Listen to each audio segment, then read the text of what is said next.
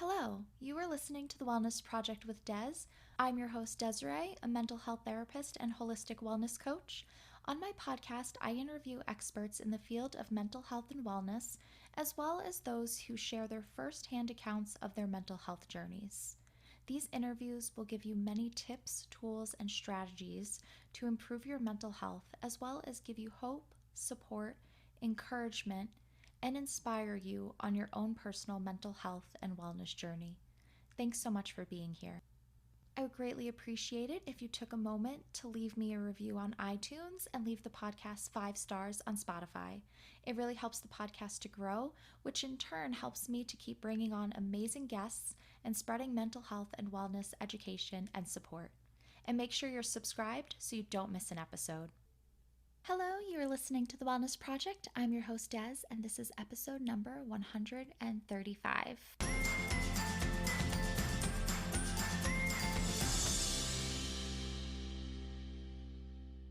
On today's episode, I speak with Debbie Gail Zane about her eldest son, Alex. He was diagnosed with a serious mental illness. He became addicted to drugs and alcohol, and he later passed away at the age of 26. So I do want to give a bit of a trigger warning here for child loss. Debbie's story is a story of love, loss, and finding purpose in pain. This is a very vulnerable and powerful conversation. I'm so grateful to Debbie for coming on and sharing her story. I think it's going to help so many people because I don't think it's something that we talk about enough. So I'm really thankful that she's here today. Help me welcome Debbie. All right, everyone. I am here with Debbie. Debbie, thank you so much for joining me today.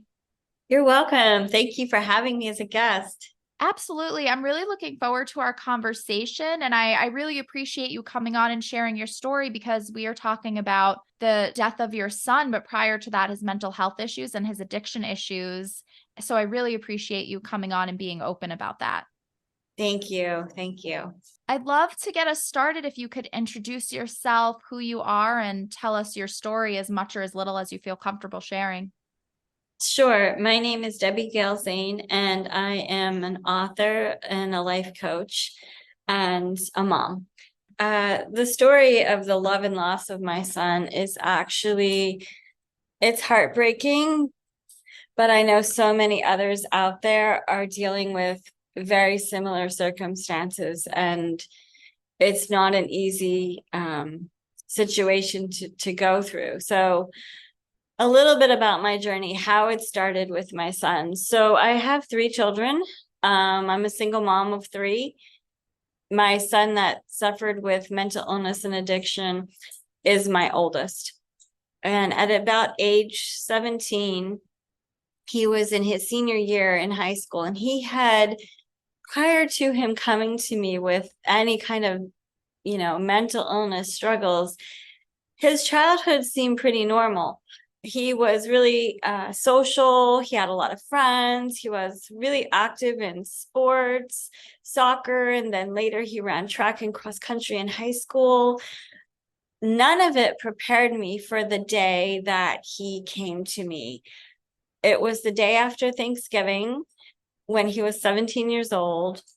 It was that evening. It was the Friday evening, and I was in my bedroom, and he came to me.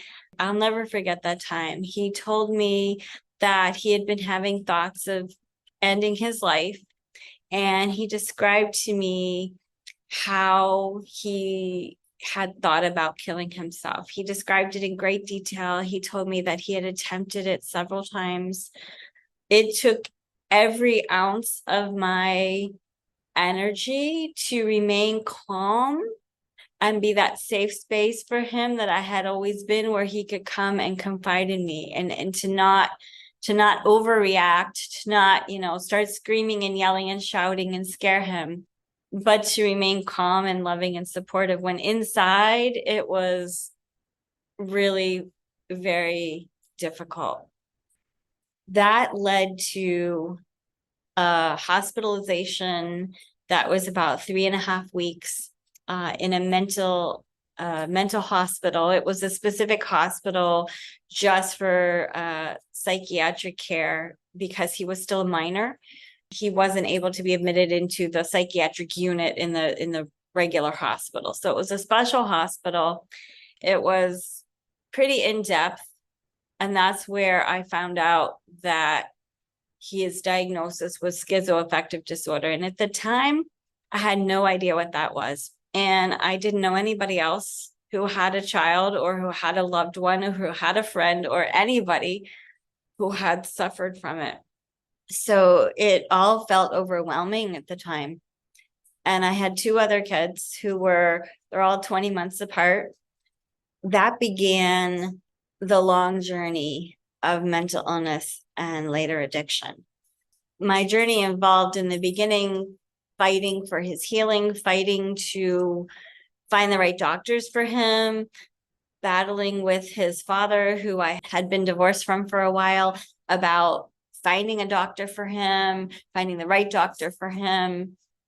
It was battles over him seeing therapists, him having any kind of treatment, medications. It was very difficult in the beginning. Well, it was very difficult throughout the journey, but in the beginning, it was so new and fresh to me that I did not know how to navigate the circumstances. When you become a parent, there is no manual that can prepare you for this. Even all the parenting books out there, usually it's not dealing with this. At the time, like I said, I didn't know anybody else who was going through it.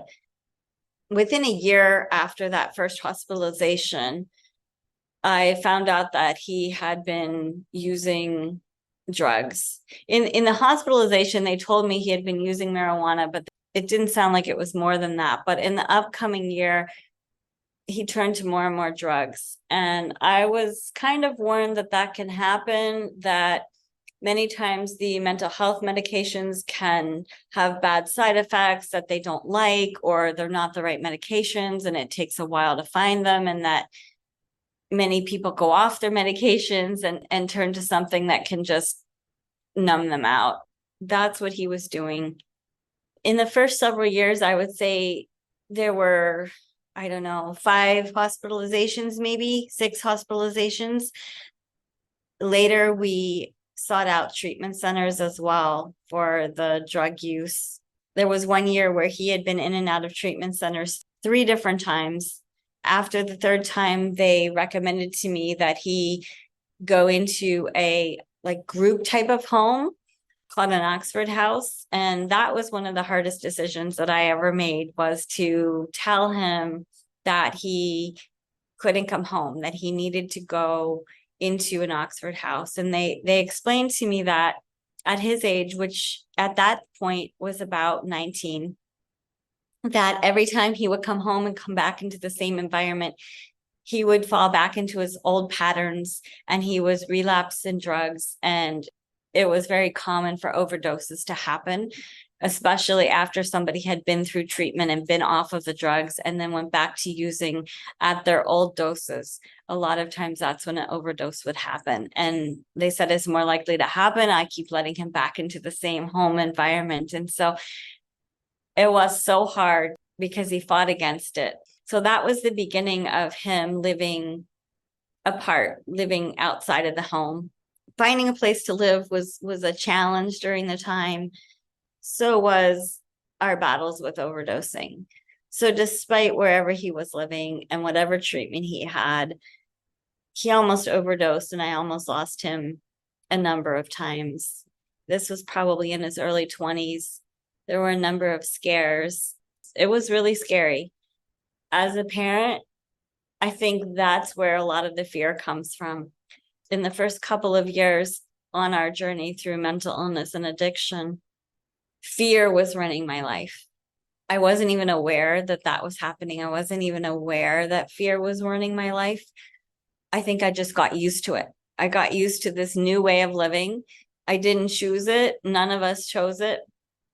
I didn't realize until there was a moment where I was with a group of friends, and they were actually supportive friends. They were in an Al-Anon program. I had invited them over, and my son had just been hospitalized for about the 4th or 5th time.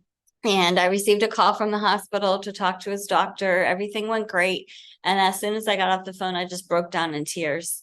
It was in that moment that I realized that I wasn't living my life. I wasn't present in my life.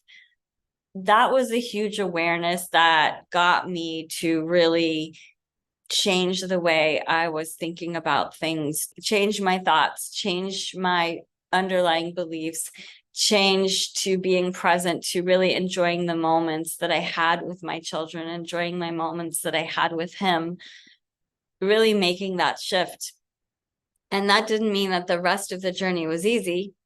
It just meant that I was able to navigate the ups and downs a little bit better. And it's not to say that if there was a big scare that I didn't feel the pain in that moment, that I didn't have those difficulties. I did. It's just I didn't live all of my nights living in fear all of that time.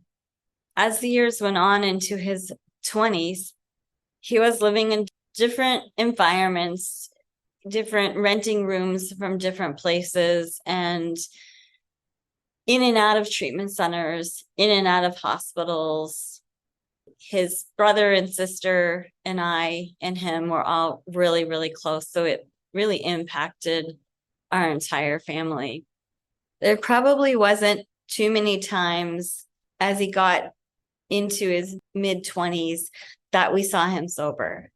Many times he was on some kind of drugs, or if he wasn't on drugs, it was, a lot of alcohol. And he lived for family. So he was very, very close to all of his family. He'd get very excited every time we'd have a family gathering, but generally when he was present, he was on something, and we just kind of got used to it. By that time, it seemed like he, either from the drugs or he also had a seizure disorder, everything put together, probably had a little bit of brain damage, and he would repeat things over and over and over. And we just kind of got used to it. When he was 26, he had really spent a lot more time in treatment. He had put himself in the hospital. He had put himself in rehabs, and he was doing some outpatient programs virtually over the pandemic. We really felt a little bit hopeful, and we all got together as a family on New Year's Day of 2022. It was the first time that he was completely sober in years, very many years. He actually seemed happy. About a month prior to that, he was out walking because he didn't drive, so he walked a lot. He was always active because he used to do soccer and track and everything. So he loved to walk, and it was a coping skill for him too. And he was out walking, and he met somebody who became his girlfriend, and they clicked, and she had schizophrenia and he had schizoaffective disorder, and he was really excited about her. He was really happy that time that we saw him on New Year's Day, and that did not prepare us for what I found out less than a week later.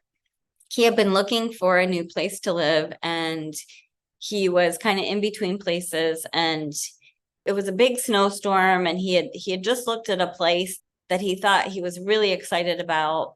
He called me on the phone. At this point, I was living an hour away, so I was kind of more out in the country, and he was more in town where he could walk to everything. And he called me. He was really excited, and we got off the phone, and I didn't hear from him the next day. And I tried reaching out a bunch of times. I asked his brother and sister if they had heard. Nobody could reach him. The day after that, I got a phone call at 9 a.m.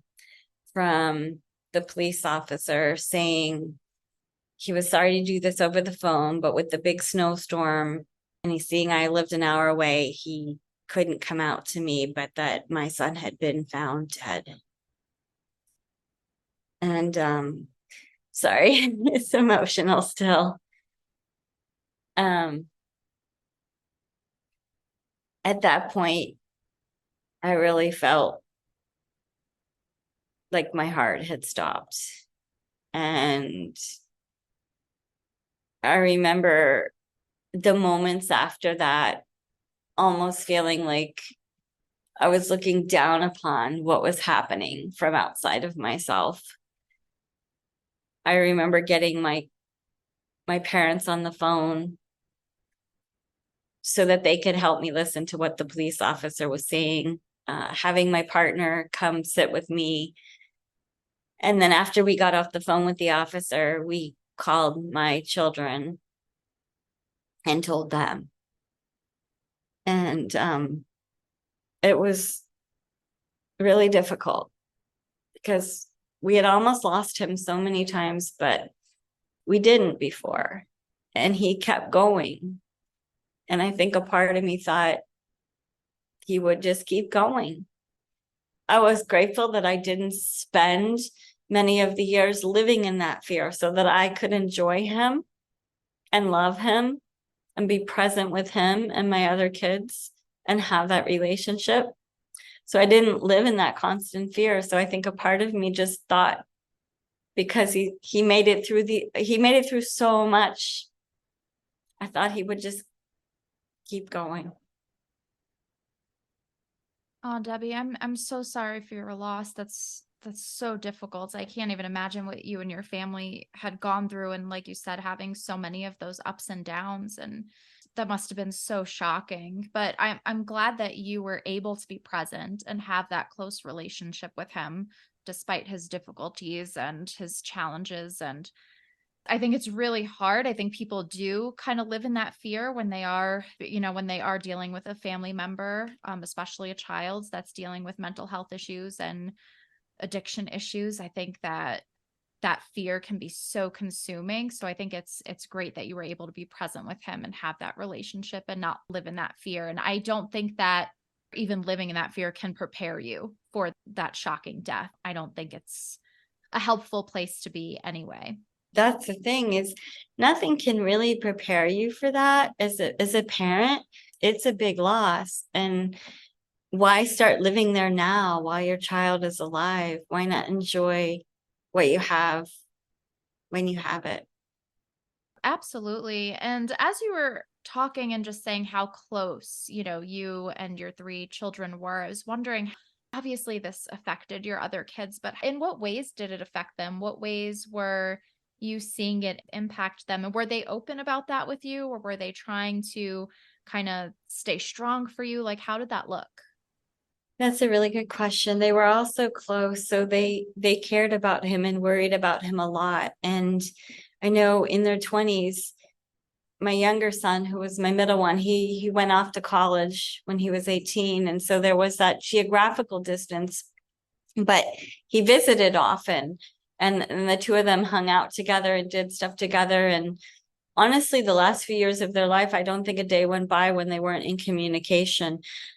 But they were able to learn to set boundaries with love so that they would not lose themselves in what Alex was going through, and that they could still have a life and honor themselves, and that allowed them to support him better. That said, they did a lot for him. I know that there was one instance where Alex had taken drugs and he was 2 hours from home with some other people, and I guess the other people went on a drug run and never came back, and he was stranded out there. And so he called my other son, who was just starting a new job after graduating from college and lived 2 hours away. And my son had to drive 2 hours to pick up Alex, and then drive 2 hours to bring him home, and then drive 2 hours to go back to his home. So that said, they would do anything for each other, but they still had to be true to themselves. Oh, absolutely. And I think it's really impressive how much the three of you had created those strong boundaries. And can you talk about that a little bit? Because I know that you had mentioned that you got guidance on not having him be in the home, and that kind of goes into, not enabling him and creating those boundaries. So can you talk about that a little bit? How you and your son and your daughter were able to create strong boundaries while still loving him and still supporting Alex?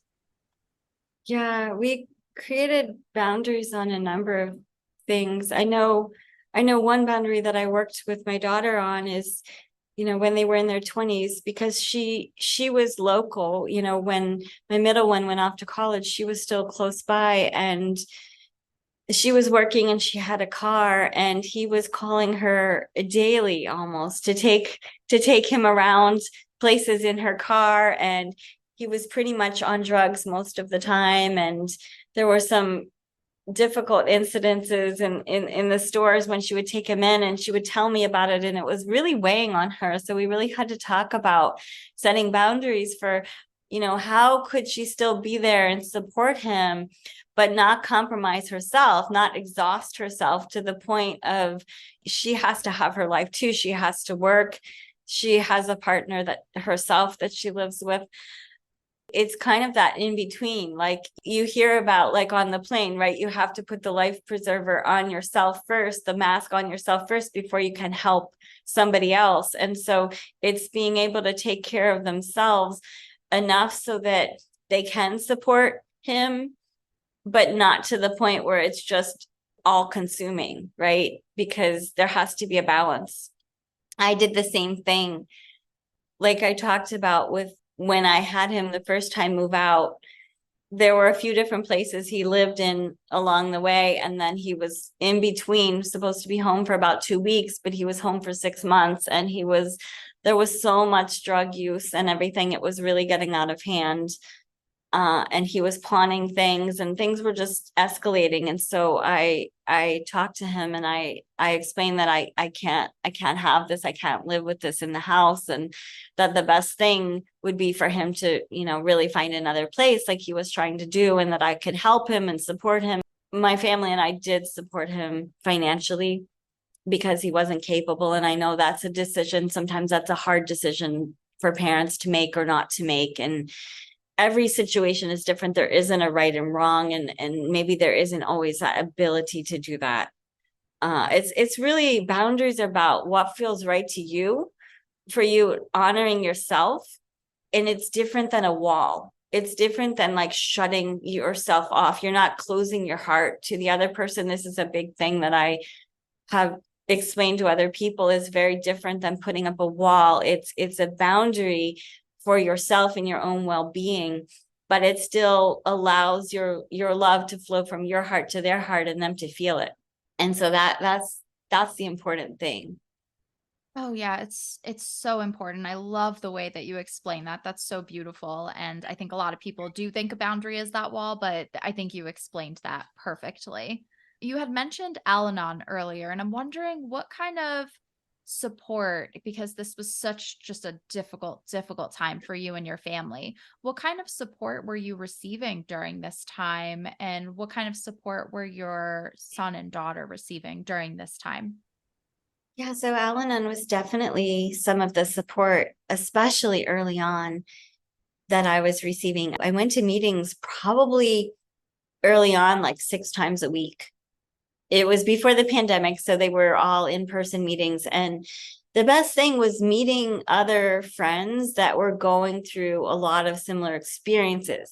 The only thing is it's in Al-Anon, it's more focused on having a loved one with, addiction to alcohol or drugs, not necessarily mental illness.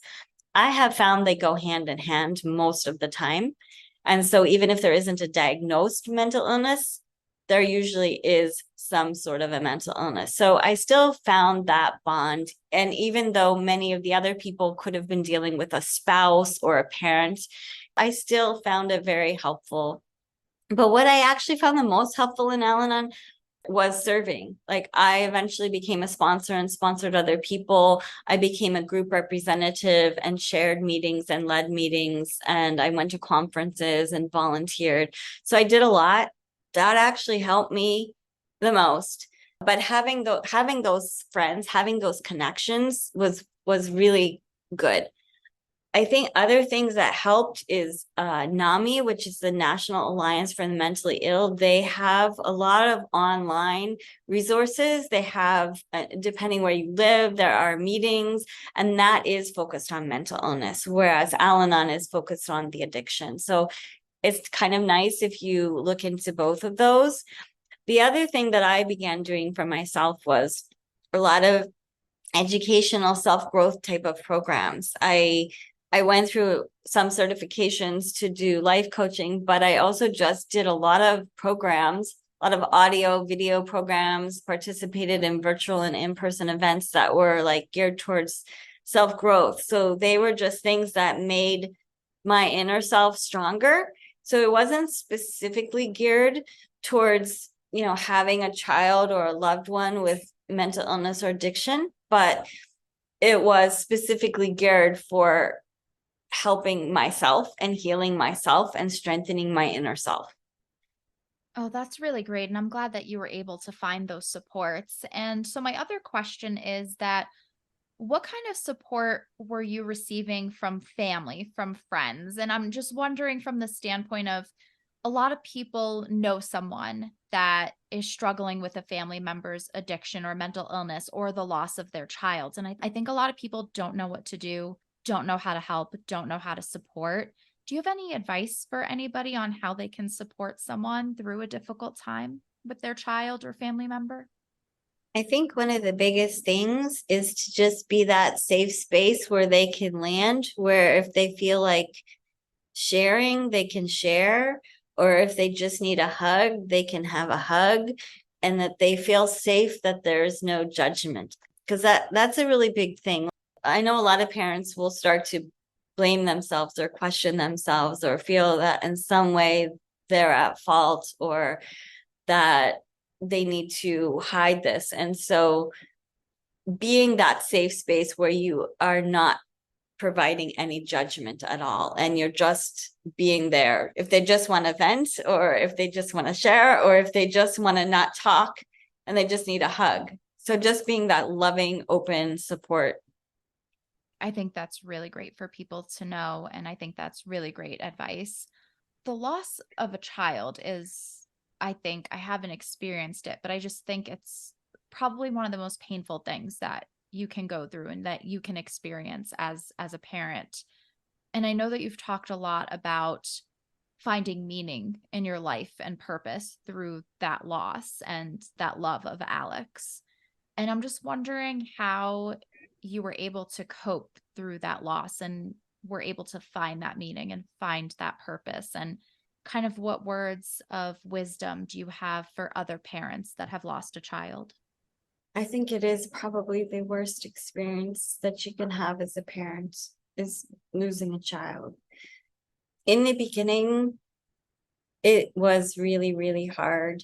I think it's so important to do things that are gentle and comforting with yourself and taking good care of yourself. You want to allow yourself to feel whatever it is you're feeling. To do that, you have to kind of be that safe space for yourself. In the beginning, I just did what I felt comfortable doing. And a lot of the things I did from the safe space of under my blankets. That's what I needed at that time. And I just didn't push myself to get out of those blankets. And the other way you can kind of support yourself too is just really grounding yourself. I'm really into healthy eating, and sweet potatoes and potatoes are really grounding. And so I had a lot of things that were really healthy, and especially sweet potatoes and potatoes, because you're healing trauma. A loss like that is a trauma, and you have to heal physically, emotionally, and on a soul level. Another thing that I really found helpful was things that brought me connection.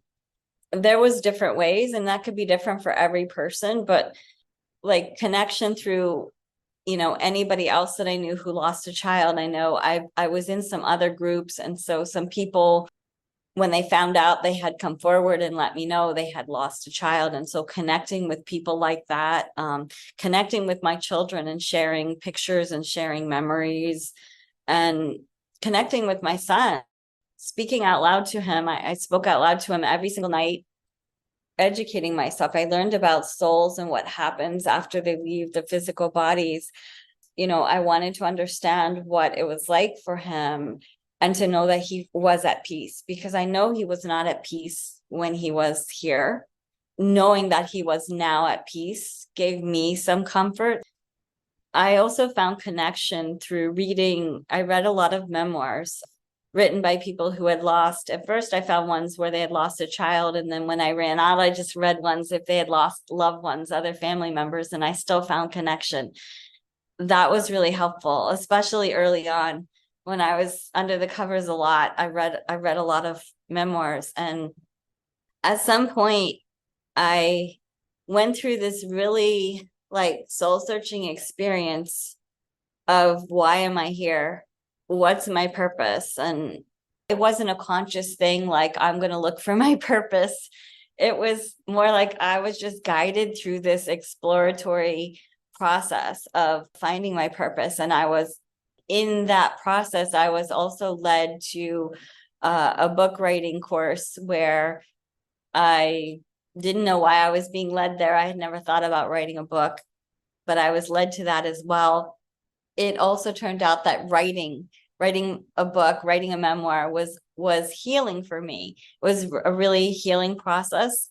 It gave me connection to Alex. It fulfilled that connection need that I had so much. And I feel like a lot of the memories that were coming back, even though I lived through them all, I couldn't consciously just pull them all, but they were all flowing to me every night.